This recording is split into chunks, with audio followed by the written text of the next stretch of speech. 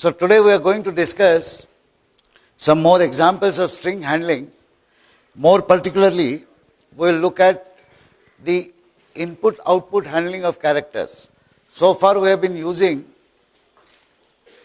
a C++ operator called cin and another called cout for handling input and output.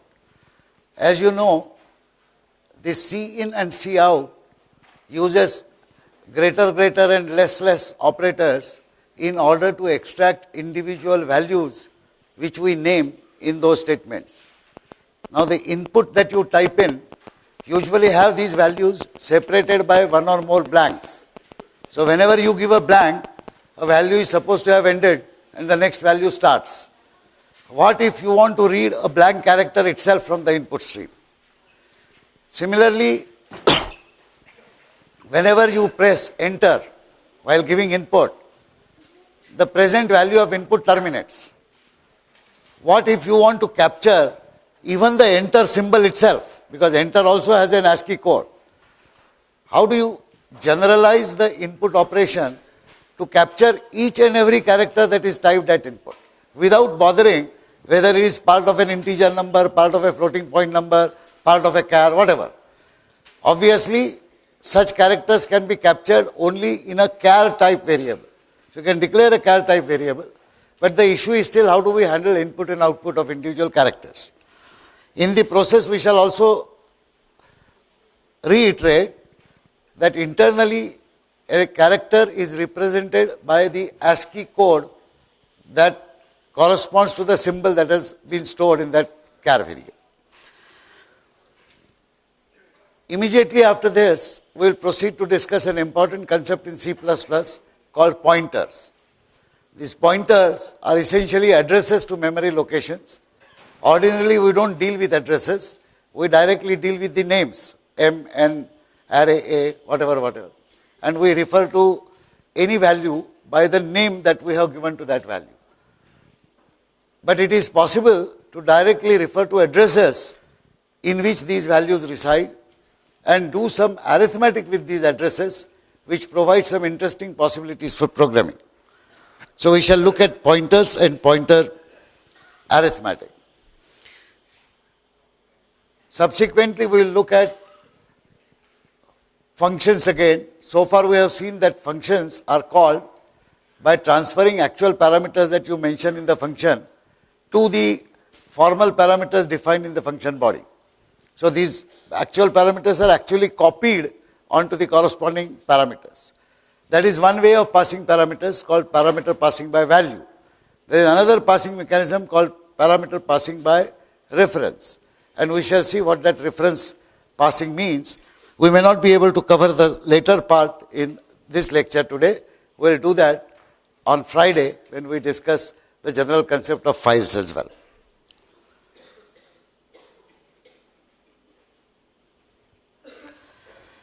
So this is what we have noticed so far, that as far as handling characters are concerned, we can define a char type variable, say x, y, p, c, whatever, and store one character in it. What gets stored actually is an ASCII value. If we have to store a string of characters, then a string of characters can be stored in an array. The convention that C++ follows is that whenever you have a string of characters stored in an array, you invariably put a \0 as the last character in that array. It is an artificial character, it is an artificial symbol. It is not part of your string, obviously. \0 amounts to a null value, which is literally 0. So a symbol whose ASCII code is 0, it is not printable, you can't see it, but its ASCII code is 0. So whenever a 0 comes at the end of a string, any processing can terminate because you know that the string has ended. We have seen that we can directly read a character string typed as input in an array of characters. For example,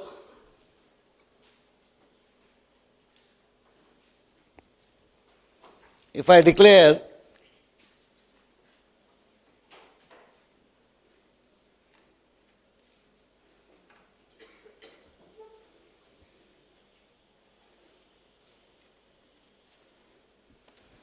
char str50, then somewhere in my program I can say cin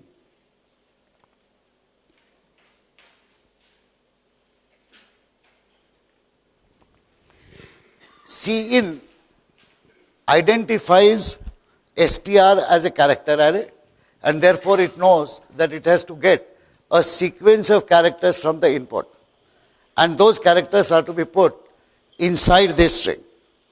Assume that I type in, let's say, name of our country, India, and let's say I put a blank here at the end.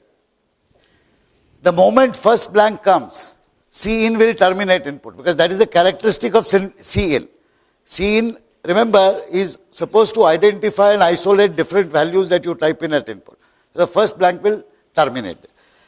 What will go into str will be I, N,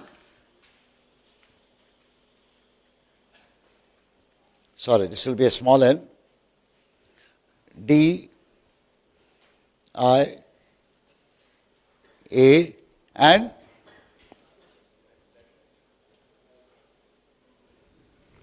so this will be the contents of str0, this will be the contents of str1, and so on.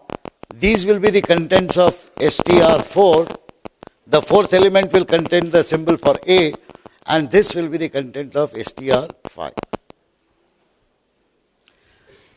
Please note, therefore, that if you want to store a string in a char array, then the length of the actual string stored has to be one less than the size of the array, because you require an extra element to store the \0 at the end. This is how cin works. The question that we are raising is, what if I want to read these blanks as well?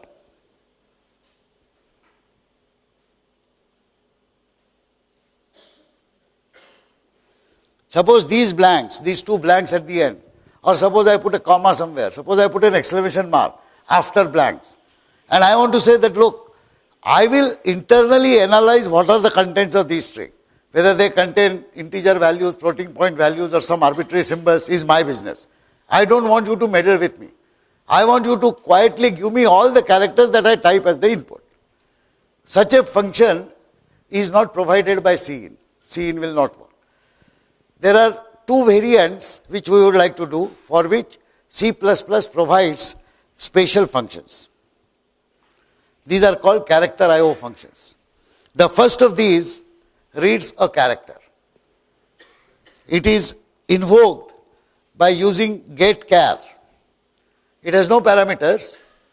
The moment getChar is invoked, whatever you type on the terminal, the character, any symbol, any key that you type is captured and is given back as the return value. That would be assigned to C if you have declared char C as a character variable. Note that this will read every character. This will not only read a blank, but this will also read an enter character. Enter itself has an ASCII code, the new line character. So it will read that. Usually if you want to read a series of characters using getChar, you would use this getChar function in an iterative loop. So you can say while true, okay, C equal to getChar, and then do something with that C. The problem is, how do you terminate this loop? That is because anything that you type is a valid input. It will be taken in. So you will have to have some special arrangement logically set into your program to terminate such an input. We may, for example, say that, look, the capital X is a symbol which I will never type ordinarily. So please look at all the characters that I type in till I type capital X. So obviously whenever capital X is typed, it will also be read by this function. But then I can analyze it in my program, and if I find the capital X, I may terminate the operation. Capital X is an artificial example that I gave. Usually you will give a symbol which is ordinarily not expected to appear in your string. Invariably, our actual requirement in practice is to read one full line of characters. That is, whenever I press enter, I say this line is terminated. it may not make sense in terms of numerical values, where I have to read, let's say, 1000 values. I might arbitrarily type 7 values separated by space on first line, press and enter, 8th line, 10th on second line, and so on. That is permissible. But when I am handling text information, take for example, roll number of a student, which incidentally in IIT is a string and not an integer number because capital D is there sometimes and so on. Name of a student, which could be first name, middle name, last name, etc., etc. Batch number of a student, marks of a student. And as I said, when I have to input a large value set, I will not be typing it physically. I will be preparing that input in a file and I will be reading from that file directly.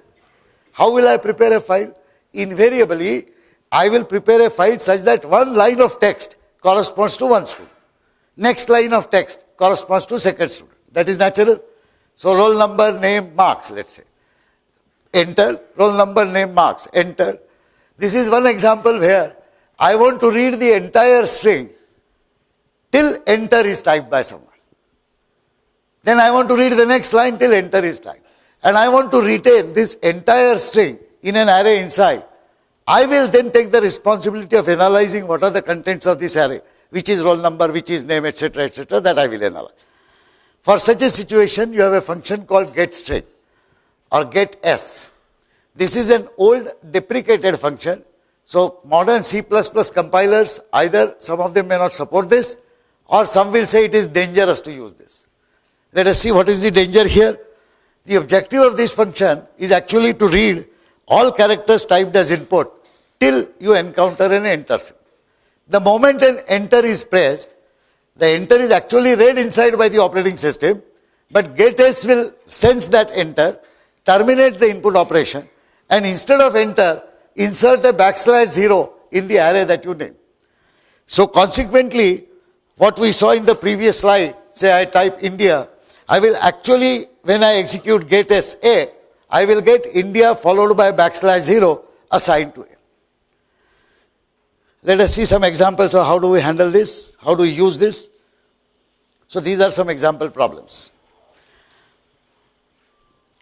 First problem says, read all characters till I type capital X. The moment I type capital X, I should terminate the input operation. Now I want to store all these characters which I have read in an array, and finally I want to print the ASCII value of every character that is stored in that array. Simple problem. The next problem says the same thing, but it says read a string using getS and do exactly the same operation as earlier, except that there may not be any artificial capital X typed in.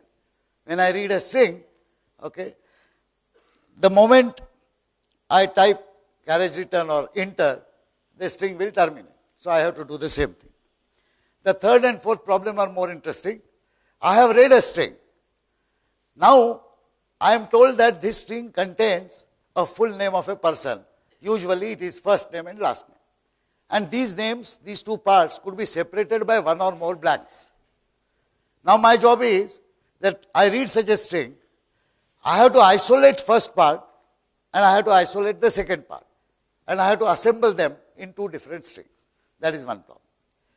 The second problem is more general. It says I have typed some words on a line. How are you? With some blanks in between. If there is exactly one blank between every word, then it is relatively easy. I can read all the array, I can read the entire string in an array, and I can simply start scanning the array element from 0, 1, 2, 3, 4, 5. The moment I get a blank, I know one word has ended, I will put a \0 in that word, start a new string for the second word, and carry on like that. But suppose I have variable number of blanks. Suppose somebody says that I may put any number of blanks in between. Worse still, the last word when I type, I do not press enter immediately. I press some blanks also. Still worse, the first word which I type does not begin immediately with the first character I type. I say blank, blank, blank, how, blank, R, blank, blank, blank, blank, blank, U, blank, blank, blank, blank, blank, enter. Now that is a more interesting problem. How do you extract these different words after having read a string? So the handout that I have given contains some of the programs that we'll discuss. Please pay attention to the discussion here. You can read these contents later. Whenever I wish you to refer to the page, I will mention that. We'll look at some of these problems. Here is a program which reads individual characters typed by the user. So look at what the program declares. It declares a character variable C. It declares a character array 256. We are assuming that you will input maximum 256 characters. Please note that in this particular problem, we are not assembling a valid string, and therefore it is not necessary to put a \0 symbol. We are merely storing the characters, individual characters, as a dumping bin. The array is being used as a dumping bin, that's all. We are never going to treat that entire array as a single string, and therefore we can accommodate all 256 characters in the worst case. There is no need for a \0, because the problem says whatever is typed should be stored, and at the end you should finish off giving me the ASCII values of these characters. Nchar is used to represent number of characters, so I set it to 0. Cval is the ASCII code for a particular character C that I will read or I will analyze. This is the program. So let's see what I do in this program. I start with reading a character. Whatever I type, getchar will get me that. Please note that I need to check that capital X has been typed or not. If capital X has typed, I have to quit. So I set up a while loop, while C is not equal to capital X. Ordinarily that would be sufficient. But since I intend to put this character in an array element, then I must ensure that array does not get filled up and beyond the capacity I don't try to push anything in it. Therefore, since nchar is the number of characters that I will maintain at any point in time, that number should be less than 256. Because the array has indexes from 0 to 255. Note what I am doing. Whatever character I have read, I am actually assigning its ASCII value to A nchar. Remember, A was int. A is not character. Let's go back. Int A256. So I am not going to store characters in this array. I am going to store only the ASCII values of the character. As you know, C appears in dual representation internally. C is actually a number. We normally treat it as an unsigned integer so that it can represent all ASCII values. But whenever I assign it to an integer value, or whenever I use it in an expression, its intrinsic integer value is used, which is the ASCII code. So this will capture the ASCII code here. Immediately thereafter, I increment nchar to keep myself ready to capture the next character in that array, and I read the next character. So as is standard in any while loop, I set up first character, and then I keep reading these characters. Remember, after C equal to getchar, I will be thrown back to this while loop. And if the last character read happens to be capital X, I will get out.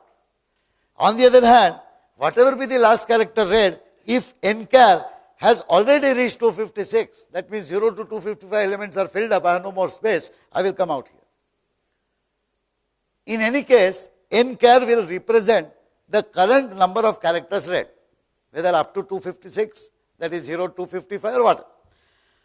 So I will set up a simple for iteration I equal to 0 to nchar minus 1, and I will output AI. This output is a valid integer output, because A is an integer.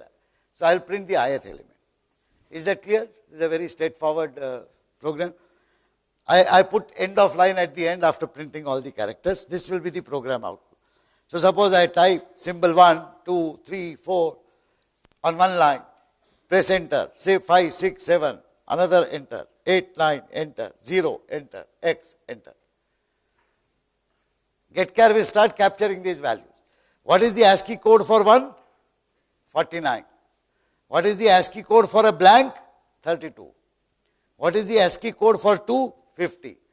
ASCII code for 3 is 51. ASCII code for 4 is 52. Notice that what I am getting printed is 49, 32, 50, 32, 51, 32. These are all blanks. 32 is the ASCII value for blank. But after 52, I get a 10. What could this 10 be? Enter. Because after 4, I have an enter symbol. I don't have a blank symbol. Note that if after 4 I had typed one blank and then pressed an enter, there would have been 32 before this 10.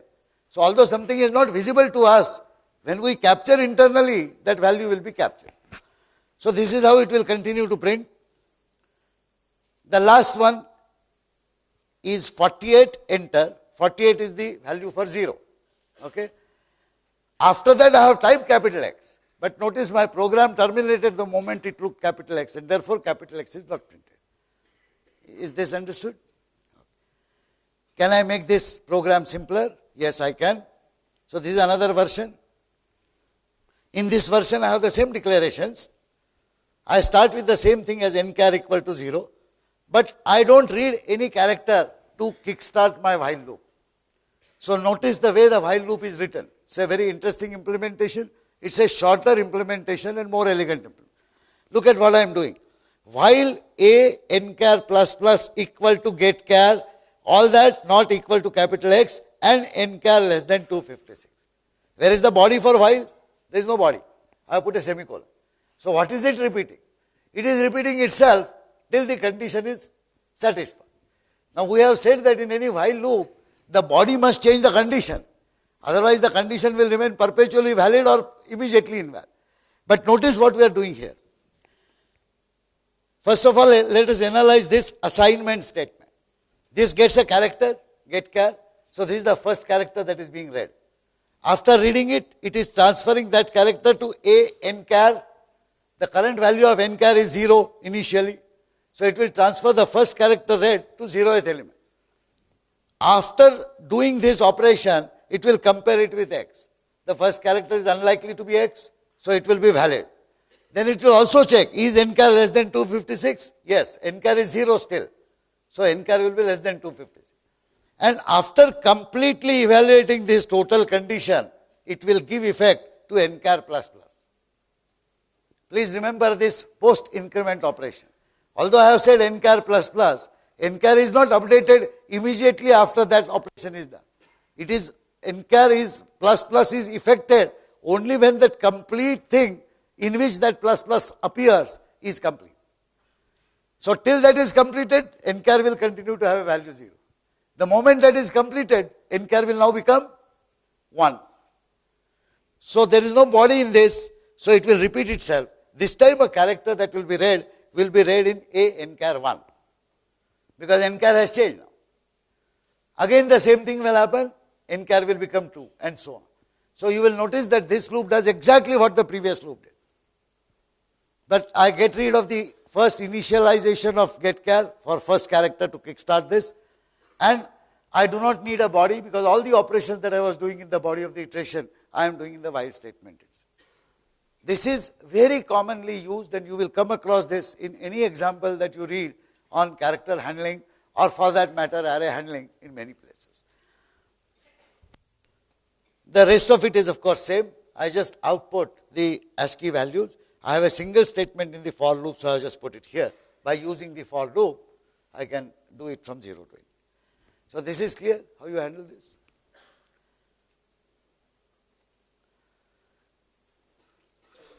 Here is another way of doing it, except that it reads characters up to end of line. Because what I am doing here is, I am saying get as A directly. Notice that A is now declared as a char array. So get as A will get a string from the input, and it will get a string including blanks, capital X, whatever, till enter is pressed. The moment you press an enter, a \0 will be inserted. So the char array A will now contain a proper string terminated by \0. How do you analyze any proper string? Standard, while a nchar is not equal to 0. Because when not equal to \0, that means null. So if you till you find a null character, you have to keep doing it. And what you are doing is you are continuing the loop. What you are doing is you are outputting cval equal to a nchar plus plus. You see what we are doing? We are actually incrementing nchar inside this index expression itself. But it will take effect after this entire statement is executed. So ncar is initially 0. A0's ASCII value will be captured in cval. That will be becoming the value of this expression. That value will be printed, followed by a comma and a blank. And after that, ncar will become 1. Again, you will execute this iteration and so on. This time, do you need to check for ncar being less than 256? We are not checking that. The reason we are not checking that is, we are guaranteed that the getS function would have inserted a \0 when I read the string. That is the difference between getchar and getS. GetS will actually read the string till you press enter, and whatever is the string, 20 characters, 25 characters before you press enter, instead of enter, it will put a \0 at the end. So you are guaranteed that when you get the string back, you would have a \0. There is only one problem with getS, one of the reasons why it is called a deprecated function. It does not cross-check for the array bound being violated. So suppose I type 500 characters before I press enter, I am sunk. What getS will do very methodically is it will push 500 characters into that array. Of course, the array is declared to have only 256 elements. But it will logically go to the next location, next location, next location and keep stuffing characters. And in the last location, it will put a \0. So it is possible that I may never encounter a \0 and I will keep reading it. However, the way the program is written, it will work in most cases. And if you have input 500 characters, you will actually get all 500 characters printed, because array bound checking is your responsibility. And since the previous statement would have stuffed the characters in consecutive locations, you will get those many characters. Of course, in the process, something else may get chewed up. For example, if ncar itself happens to be a variable whose location is after array A, you don't know, then that ncar will contain some funny arbitrary value initially. So, funny things may happen if you are not very careful.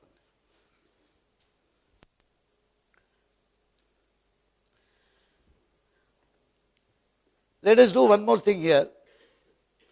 Suppose we are not comfortable with this function getS. Can you write getS yourself?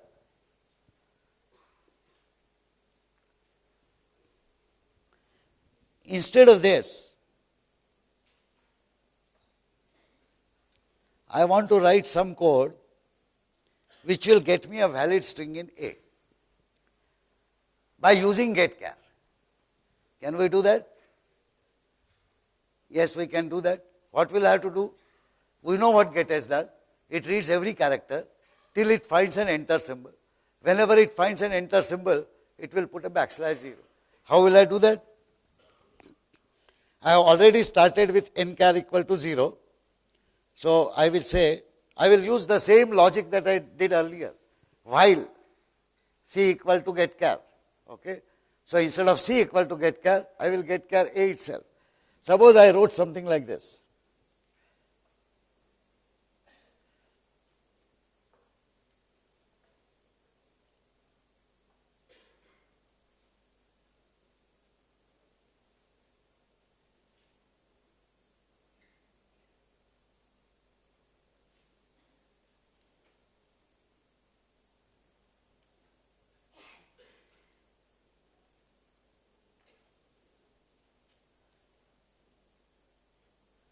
This will read a character in the array A. It will first read in 0th element. It will make ncar equal to 1. Subsequent execution will read it in the first element and so on. But this time, I need to check something more, which is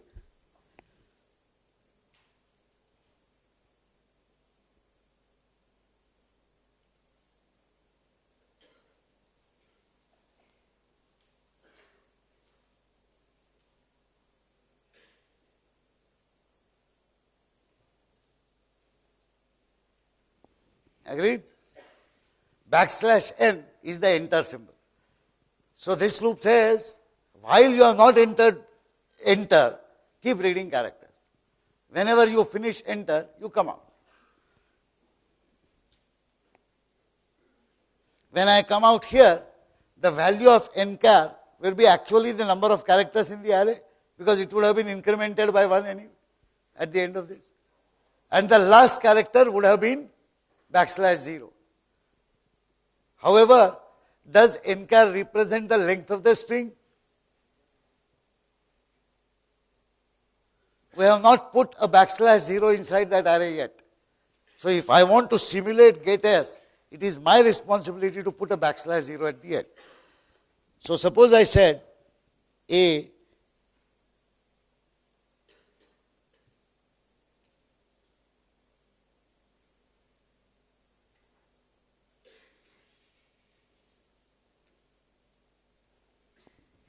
will this work? Yes? I say no. Okay, what was the last character that you read? The last character that you read was \n. At that value, at that time, nchar had a value, let's say 5. So the fifth element is \n. But you don't want \n in your array. That is not what getS does. Not only that, this 5 would have become 6 when you exit the loop, because I have said nchar ++.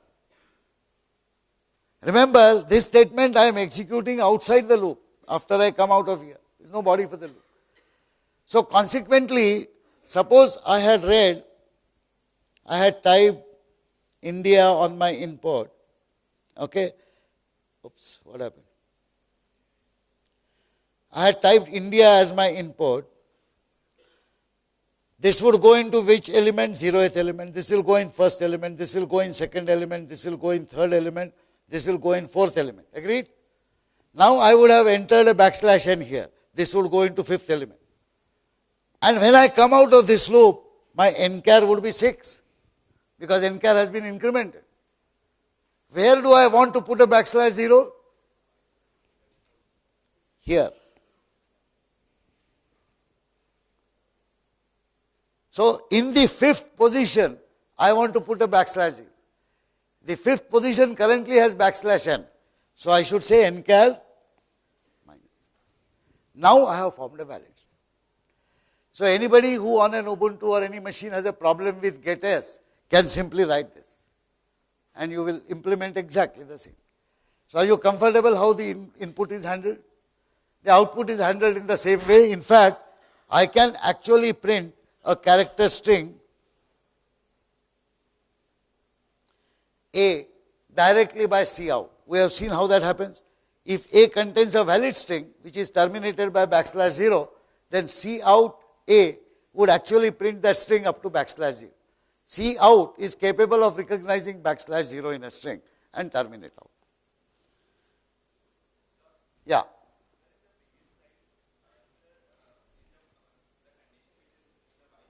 Right.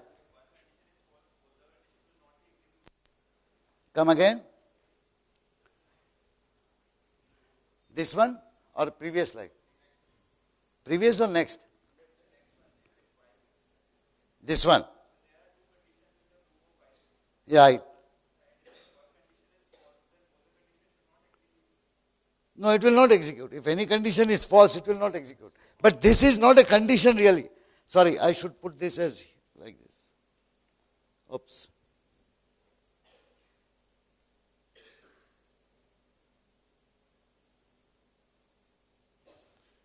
I forgot to put this bracket here. But anyway, now the first condition, observe that it's not really a condition. In fact,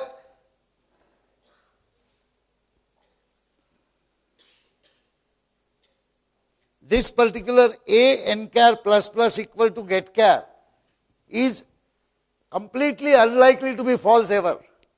Because it's not really a condition, it's an operation. I am cheating while. In the guise of a condition, I am actually asking it to do an operation.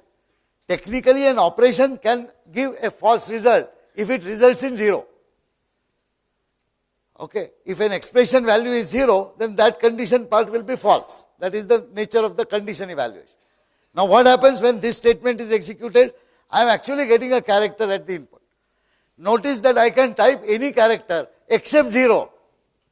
I can never type a 0. Not 0 symbol, but 0 value. If I type 0, its ASCII code is what is being captured. And that will be assigned to this A nchar. Nchar will be incremented only later. So this condition is never false. So all that I am doing is whether this condition is false. Yeah, that's right. Nchar will be incremented only when the entire thing is done.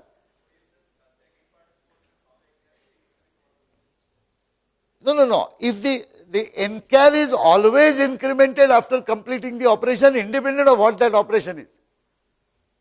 His question was, if this condition happens to become false, that means I have entered actually \n, I will come out of this. How will nchar be incremented? So the answer to this is, incrementing in nchar is not optional, depend on what happens to the condition. The moment I have said nchar plus plus, the C compiler will automatically introduce a forced instruction nchar equal to nchar plus 1 after that operation is completed, independent of what the condition result is. So post increment operation is a very powerful fellow. He is not dependent on what happens to the expression. Whatever happens to the expression, it will be incremented. Good question. This point is to be remembered, that post increment is forced. It will always happen. Okay.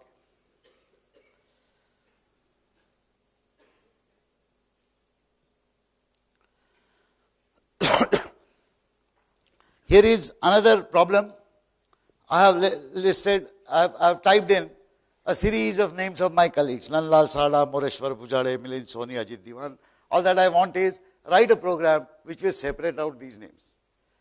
So you can try this out in the context of the more general problem which I will discuss here. But this problem appears simple. You can define a string called first name, you can define a string called second name. You can start assembling characters as you read them from input in the first name. The moment you come across a blank, you terminate that string by putting a \0 and then start assembling the second string. And do the same thing when the second string ends. Very simple. The problem happens if there are multiple blanks in between. The problems would happen if there are blanks after the second part. The problems could happen if there are blanks before the first part. So you have to check whether your program works correctly for such situations or not. I will leave it to you to write that program, but this is the program that we'll briefly discuss, for which I have given one sample solution in the handout. So here is a more general problem. I have typed in words.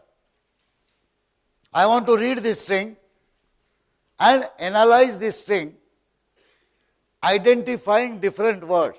A word is any contiguous set of symbols, non-blank symbols. That is word. So if there is a blank, it starts a different word. This is a simple example. How many words do I have here? 5 words. So, hello world, how are you? This is a well-formed sentence, one blank in between. But this is a sentence in which there are 3 blanks, 2 blanks, 5 blanks, and there are blanks at the beginning. And although you don't see it, I have inserted some blanks at the end here when I type it. The trailing blank are most difficult to visibly verify. You can't see them. But in an actual practice, you may get anything that somebody types there. How do you do this problem? So first, we do some analysis to figure out how will we actually read a string and store different words. First of all, typically, this is my reasoning. I will type a line which is physically one line of the terminal. A monitor line has 80 characters, is 80 columns. So I will generally not type a line more than 80 columns. That's my assumption. So I can define a string to be, I call it, let us say,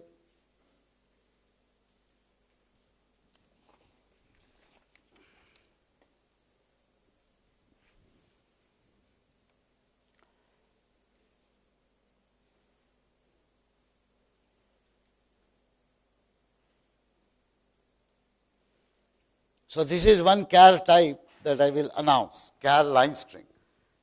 By using getS, I can read this string. Now in this string, I have to identify different words. What is the longest possible word?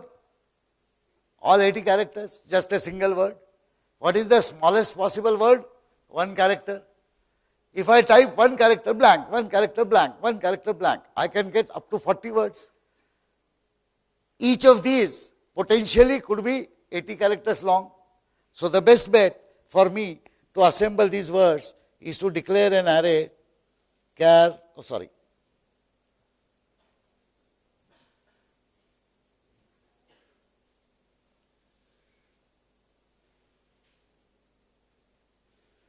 So I have a two-dimensional array, two-dimensional char array.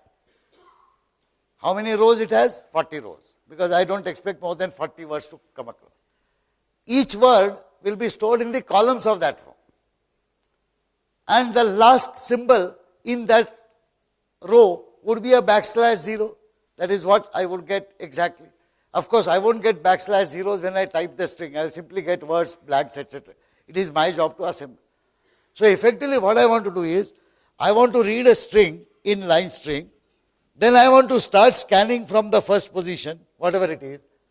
Whenever I come across a non-blank character, I know the first word has started. Let us say this is my two-dimensional array. So in word 0, I should start assembling the first non-blank character. That means all the initial blanks I should skip. I should forget the blanks. Then what should I do? Then I should put this hello H here. Then this should be followed by E. This should be followed by L, L, O. So I have finished this. After that, the moment I notice a blank, I know one word has terminated. So I should, before starting ahead, I should put a \0 here. And then increment this to 1, because now I know that I am adding a next word. So can you see now how the iteration will work? There has to be a single iteration which will cover from start to end the entire string. Within that iteration, I have to keep removing blanks. The moment a blank comes, I have to terminate the present word and start the new word. The program that has been written here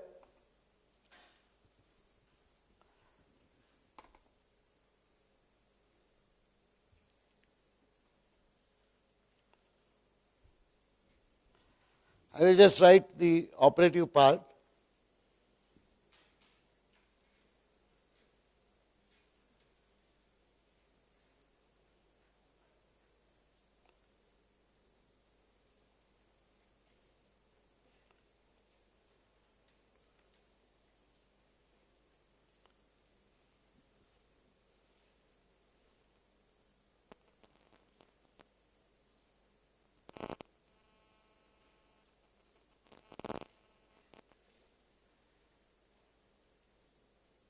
Do you remember the string length function? GetS will get me a valid string terminated by a \0. When I use the library function string length, okay, strlen, it will actually do an internal scanning of that string, go up to \0 and return the length of the string. So nchar is the length of the string. So if I have typed 45 characters, 0, 1, 2, 3, 4, 44 would contain those characters. 45th position would contain a \0, length of the string will be 44. All that I need to do now is, I set up an iteration for I equal to 0, I less than nchar,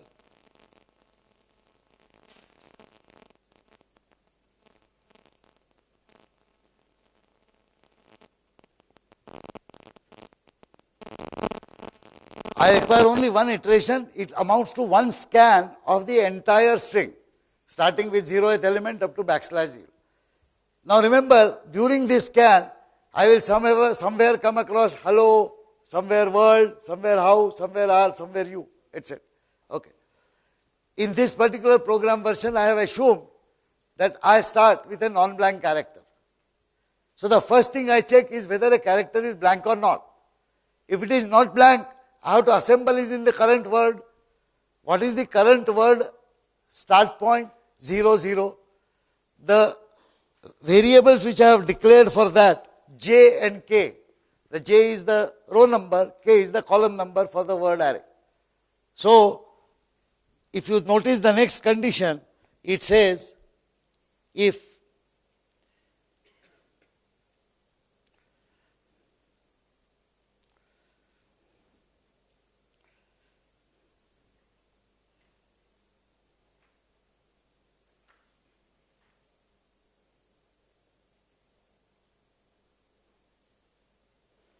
line string is not equal to blank, that means I have found a valid character, I must insert it in word. So, I now say word j, which is the jth word. Notice j starts with 0 anyway. I have to insert it into kth column. K was 0 initially, but immediately after insertion I should add 1 to k. So, I put this k plus plus here.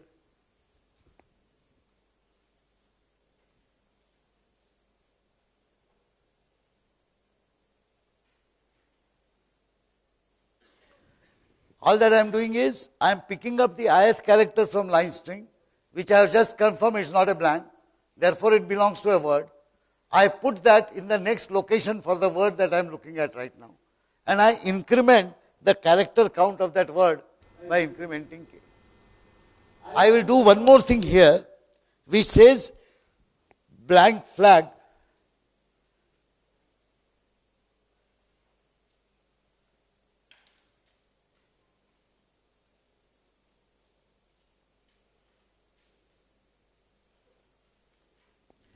Blank flag is 0. What does it mean? I am setting up a flag. If I encounter a blank, I will raise that flag to 1. If I don't encounter a blank, I will keep it as 0. But since I do not know what was the previous character, I will do this setting every time I look at a character.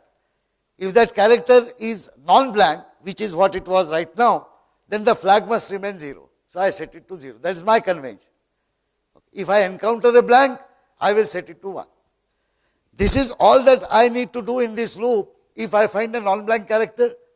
Now whatever else I require to do inside this loop will deal with the situation where I have come across a blank character or a sequence of blanks, etc. So I have nothing to do with that if I have found a non-blank character. That is why I use the term continue here. This continue will automatically take me out of this for loop. So whatever I do next will not apply. So see how I am using the continue statement. I am jumping out of the loop, not out of the loop, I am jumping for the next iteration. Consequently, what this statement set does is, if it finds a non-blank character, it puts it in word and simply goes back to the next value of I. Because continue statement will force it to the next iteration. And I will continue traveling around till I come across the first blank. Suppose I say hello, followed by first blank I get, I will do this still, but I will not execute this if statement. So that means, if the character is non-blank, I would have come here. Now when I come here, there are two possibilities. Either I have finished the string, in which case this was the last word I get out. Okay. Or I have found a blank character. If there is a blank character, what am I supposed to do? I will set the blank flag. That is one. And I will keep skipping those blanks. However, when a non-blank character comes, I will have to start assembling a new word. But have I ended the word? Remember, I was so far assembling the 0th word. I have put HELLO and I am waiting for the next character there. So the first blank that I find, when I come here, if I have found the first blank, what must I do? I must go to word 0, put a backslash 0 in that position, and then increment j so that I start assembling a new word next time. This is what this program does. I would request you to look at this program carefully back home. Try to hand execute it for hello world or some 2 or 3 words like this, and make sure that it works in all cases. There is at least one case in which this program does not work. I would like you to find out that case. And I would like you to find out what should you do to the program such that it works correct. It's a very small thing that you can do, but you will have to think about it, under what circumstances this program will not work. So you may try the same string, hello world, how are you, or whatever, just 2 words, 3 words, whatever, and try separate combinations. More blanks here, some blanks at the end, some blanks at the beginning, and figure out what happens. Is that okay? So you'll be able to answer this. Fine.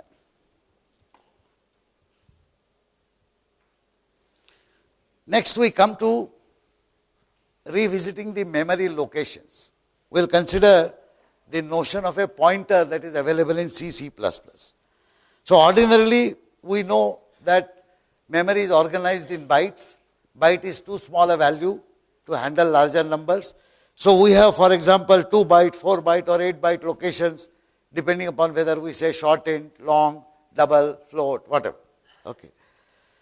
So consider, let us say, the variables and arrays that I have declared here.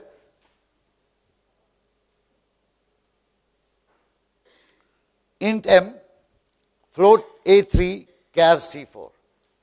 This declares a single variable m. How many bytes it will have? 4 bytes. Integer in Ubuntu is 4 bytes.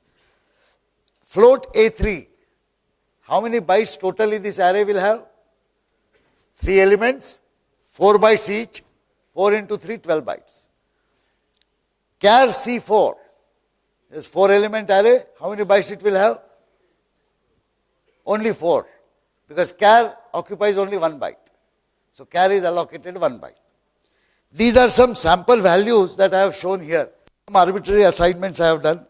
M is equal to 573. Sorry, there is a semicolon missing at the end.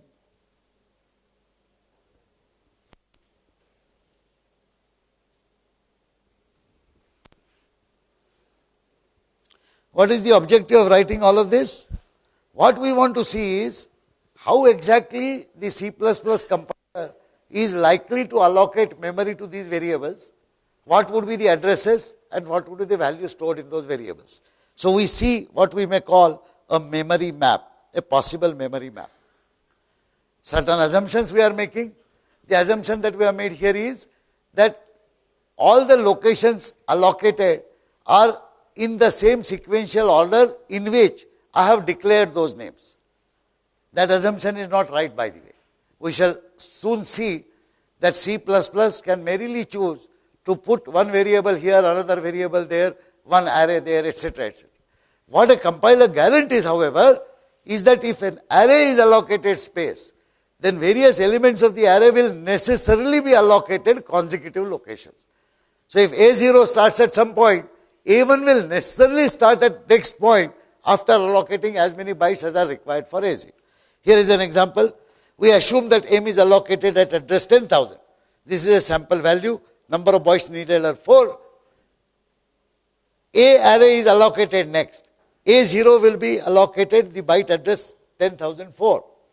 This will require 4 bytes. So A1 will be allocated 1008. There is no confusion there. 4 bytes, 4 bytes, 4 bytes for A0, A1, A2. Immediately followed by this, suppose array C has been allocated, and let's say C0 is address 1016, it contains, let's say, the character U. C1 will be 1017. Why? Because characters require only 1 byte. So you are comfortable with this mapping?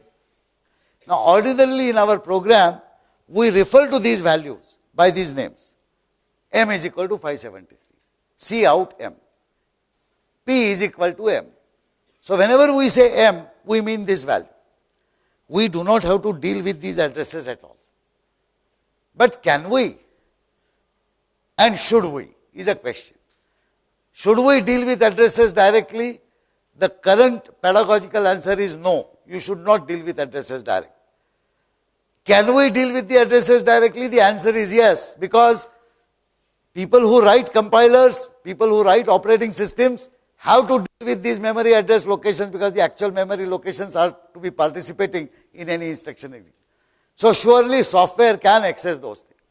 Whether that access should be made available at a higher level like C++, the designers of language C and C++ said yes, it is required.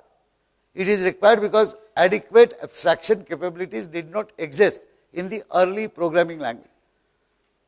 So the very first programming language, Fortran, for example, had nothing to do with addresses. It would work strictly at the higher level with the names. But the language C and therefore the language C++ provided for pointer. The address handling is done through a special variable type called pointer type. This pointer type is completely different from integer, float, etc., etc.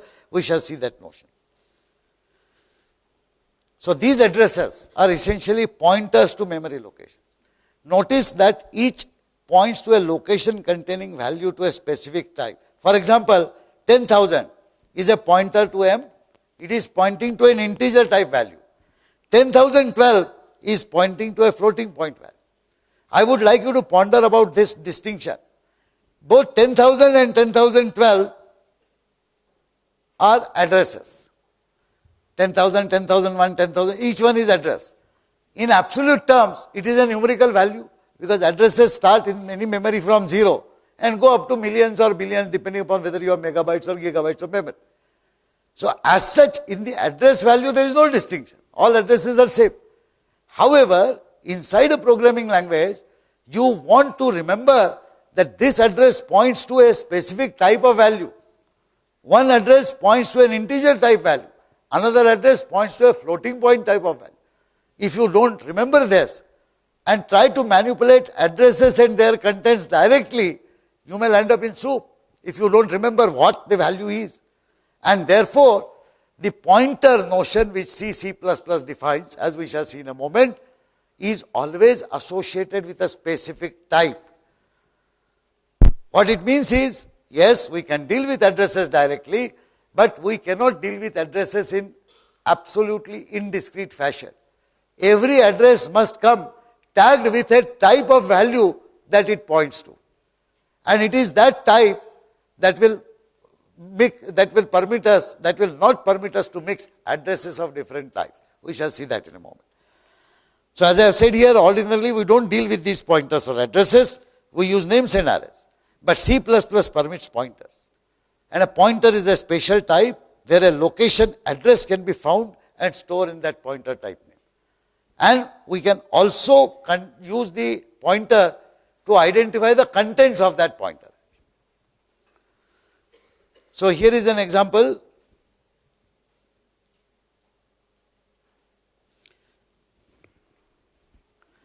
Such a location M. So this is the location M. What are the contents of M? 573. What is the address of M? 10,000. Now suppose I had a pointer P. This is a new element. This is a new animal. It does not exist so far in our program. And suppose I manage to extract the address of M, which is 10,000, and put it inside. Then what do I have? I have a location which contains the address. How do I get this address in P? Having got this address in P, can I access 573 using P? So P is a pointer. Two questions we are asking. First, how do we get inside P an address of a location? Second, having got this address as 10,000, is there a mechanism for me to say, I want to go to contents pointed to by this address 1000. So whatever be the address here, 10,016, what are the contents of 10,016? In short, I want to do two operations, if ever I am permitted to have such pointer variables. One operation, get a valid address of some location into a pointer. Second operation, access the contents of that location using address which is stored in the pointer. Both these operations are permitted and they are executed in this fashion. So this is first of all the definition of a pointer.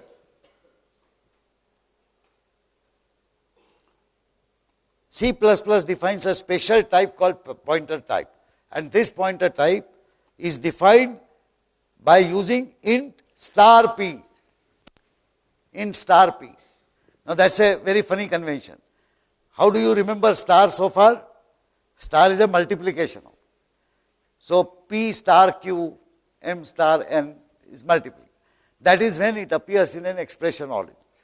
But star has multiple avatars. In C++, in the definition, if I say int star P, it means P is not of the type int, but P is a pointer which will contain an address which will point to an integer type value. So pointer is tagged to a type. Can I declare a floating point pointer? Any clue on how will I declare a floating point pointer?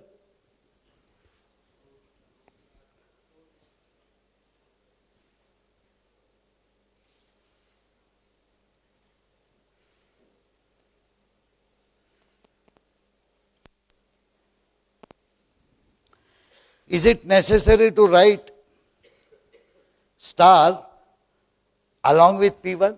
Can I write float star blank blank blank P1? Any answer? The question I am making is, can I say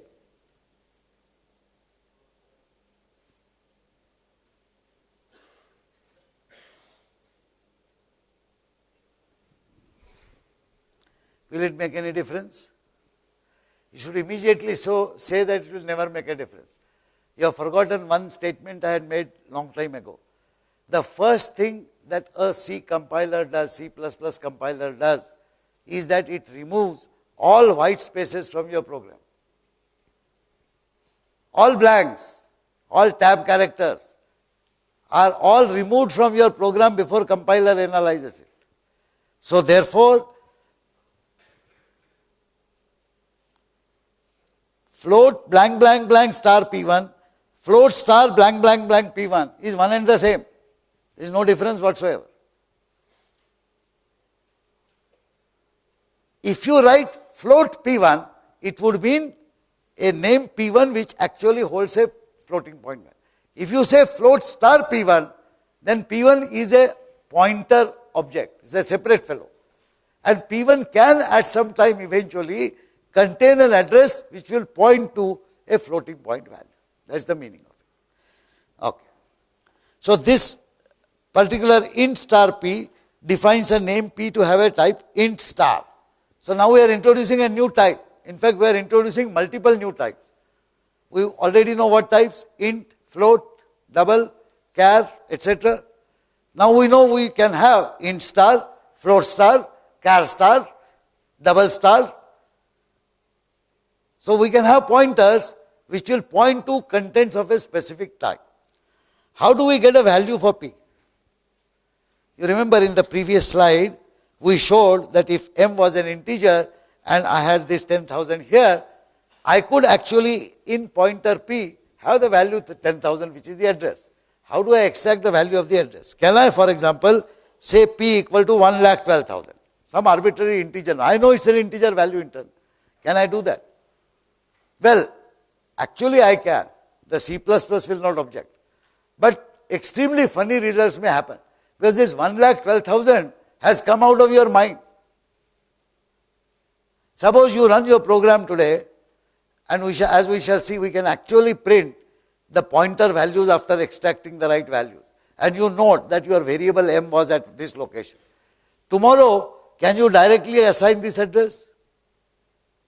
The answer is no. Because tomorrow when you run the program, the actual memory locations may be different.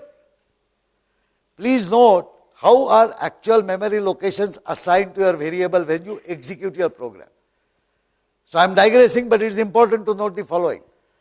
Whenever I say /a.out, that is the point when my translated program is going to be loaded in the memory and then is going to be executed. Now at that time, the operating system will give my program a chunk of memory and say, please accommodate yourself here. I know exactly how much total memory you will require.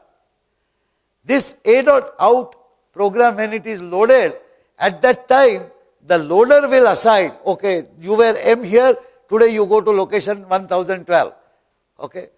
But suppose the memory locations assigned by the operating system are different every time that you run your program, because operating system is doing variety of other things. So you can never be sure as to what is the absolute value of an address till your program is loaded there. And only when your program execution begins, then you can find what is the address.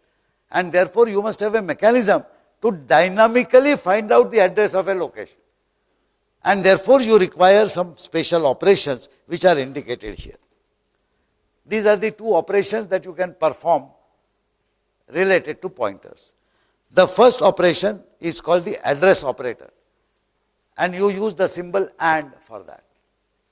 So AND followed by any name will return the address of that name. There is a dereferencing operator, which you may say the reverse of address. Given an address, it will find out the contents, and that dereferencing operation is again star. So star is overused very heavily. One for multiplication, other for defining a pointer. And this is the third one now, which is actually used in any statement that you write in your C++ program. So for example, AND M will mean address of M. Anytime in an expression you write AND M, you will get an address. Can I assign it to an integer variable X? I can, but it doesn't make sense. I should assign it to a pointer. In fact, this is the only way for any pointer in your program to get a proper value. So you do AND something, the address of that something will be returned, which you can store in a pointer. That's why it's called an address operator or referencing operator. The opposite operator is star. If P is a pointer, and if you say star P, it means contents of address stored in P. So if P contains 1000, then the location 1000, whatever it contains, those contents are referred to by star P. And remember, those contents are known already to be either integer or float or char, depending upon the type of pointer. That is how you define the pointer type. So P must be declared as a pointer, and it should be assigned a value through the address operator. That is the right way of doing things. Is that understood? Let us look at some examples to clarify this. I have declared int M and N, and then I have declared int star P. M and N are normal locations, P is a pointer. M is equal to 25, again a semicolon is missing, you can add it there. P is equal to AND M, this is a valid operation. What will it give? The address of M. Whatever be the address, 10,000, 20,000, whatever, it will come and sit in P. Now if I write an expression, N is equal to star P plus 3, this is a valid expression. 3 means value 3. Okay. If I had used X, Y, it would have meant value X. But when I say star P, it does not mean value of P. It means the value pointed to by P. So star P is a dereferencing. Consequently, since P was assigned the address of M, and since M contained 25, star P means 25. And 25 plus 3 is 28. So this will work correct. So is this concept clear? Fine. This is a consolidation of whatever we discussed. We can declare pointer variables in our programs, such as int star P1, float star P2, char star PT, etc.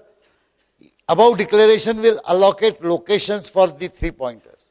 Each pointer location can contain an address. Now the addresses could be 32 bits or 64 bits depending upon the nature of the operating system and the computer that you have. If you have computers which are 64-bit computers, that means address can be 64-bit long.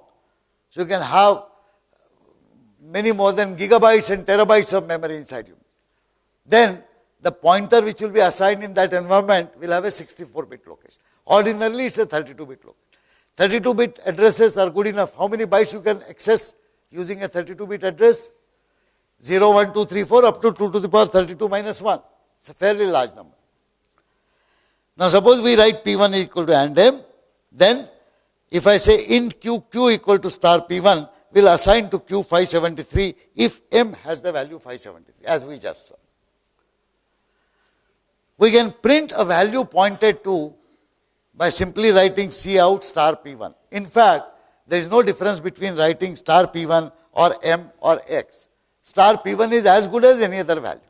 It is of course our responsibility to ensure that P1 has been assigned an appropriate address before I come to this point. Now this is something special. I can also print the value of pointer itself. I can say C out less P1. So at any given instance, I can actually find out inside operating system has given which particular address to my location. These addresses are printed in hexadecimal form. Remember, we have said 0x. If anything begins with 0x, it means the number is hexadecimal. Hexadecimal means 0, 1, 2, 3, 4, 5, 6, 7, 8, 9, A, B, C, D, E, F. These are the 16 symbols. So this is how it will be printed. We can also increment the value of a pointer. Now we come to pointer arithmetic, and this is what makes it interesting. Suppose I say P2 is equal to AND A0. What will this do? It will put the address of A0, the 0th element of an array A, into pointer P2. Now I say P2 plus plus. When I say P2 plus plus, ordinarily plus plus means add 1. But P2 plus plus or P2 is equal to P2 plus 1 has a different interpretation in C++. I am playing with pointers. The objective is I should point to the next location of that type. Now if A0 is 4-byte location, an integer or float, then I know that A1, the next location, will be 4 bytes away. And therefore C++ will add not 1 but 4 bytes. Consequently, after adding 1 to P2 like this, if I say C out star P2, I will get the contents of location A1. Is this understood?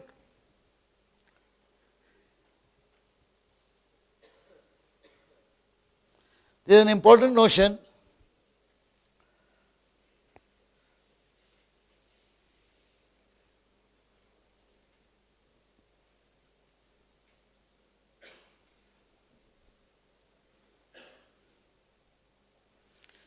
So let us say this was A0.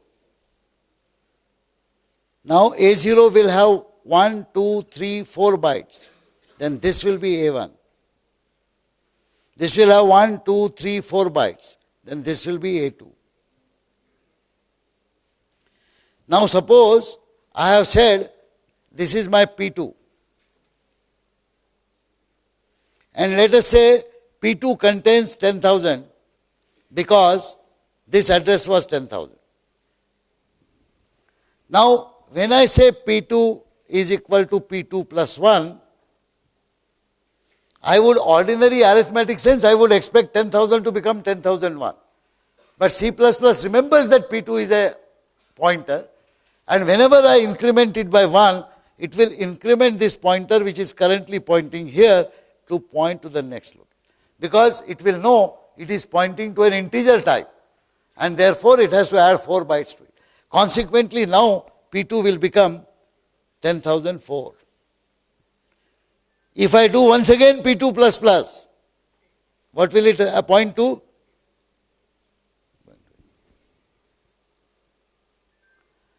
This fact can be utilized effectively to access consecutive array elements by simply using pointers.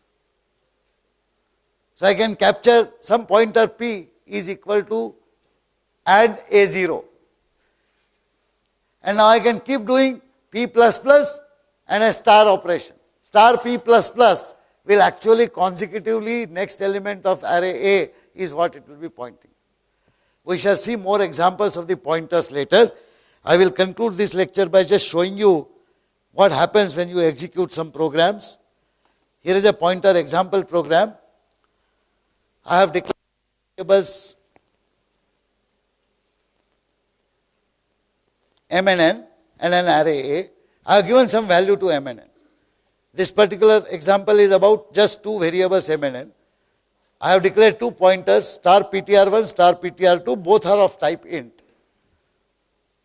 I get the values of m and n printed, which are 573 and minus 1, 2, 3, 4, 5, 6, 7. Then I say, and m is assigned to PTR1. So I am getting the address of m and putting it this. Since I have said m followed by n in my declaration, somehow in my mind I expect that m and n will be allocated consecutive locations. M will have 4 bytes, n will have next 4 bytes. So I do an arbitrary thing. I say pointer 2 is equal to pointer 1 plus 1. Okay. And now I say the pointer values are these and the corresponding data values are star PTR1, star PTR. What do I expect? I again expect to get the value of m and value of n printed here. In the process, I will also get the value of addresses. This is the output. M and n are printed to be like this. These are the pointer values. However, the corresponding data values are 573 and minus 1077217072. What has happened? What has happened is that this pointer was correctly pointing to m because I explicitly said PTR1 equal to and m. But then I added 1 to that pointer, which incremented that pointer value by 4. So I have here AC and B0. B0 is correct 4 bytes away. But unfortunately that does not happen to be the location allocated to n. Because the operating system said, you might have declared m followed by n, but I choose to put m here, I choose to put n there. And that is the reason why you are getting a funny value. The correct program would be